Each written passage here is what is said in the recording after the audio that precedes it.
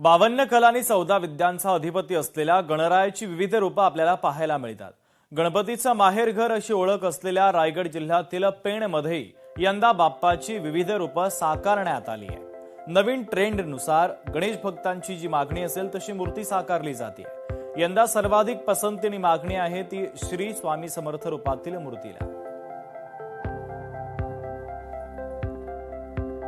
युद्धामुळे जो येणारा कच्चा माल इंधन याच्यामुळे काय झालंय 25-30% वाढ झालेली आहे।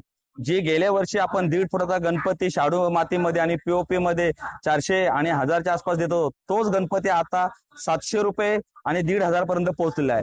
त्याचप्रमाणे आता आपण बाजूला पाहत असलेला मोठा गणपती हा पेंटिंग केलेला गणपती गेल्या वर्षी आम्ही 40-45 हजारच्या आसपास देत होतो, परंतु वाढत्या महागाईमुळे त्याची आता किंमत जवळ 50-60 हजारापर्यंत पोहोचलेली आहे। इंधन दरवाढ झालेली आहे, पेट्रोल डिझेलचे जे दर वाढलेले आहेत त्याच्यामुळे तिकडून येणाऱ्या ज्या राजस्थानमधून तामिळनाडूमधून प्लास्टर असेल काता असेल त्या येणाऱ्या ज्या गाड्यांचे डिझेल होते ते मागल्यामुळे भाडे वाढलेले आहेत आणि त्याचा फटका हमरापूर विभागातील व पेण तालुक्यातील सर्व मूर्तिकारांना बसलेला आहे।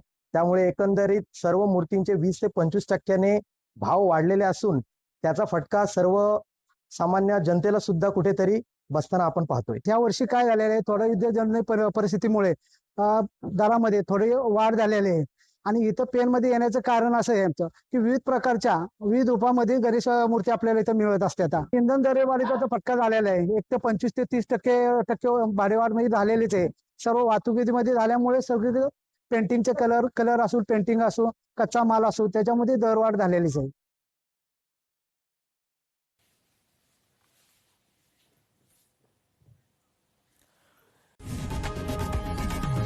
लोकशाही मराठी ऐका, पहा, जागरूक रहा।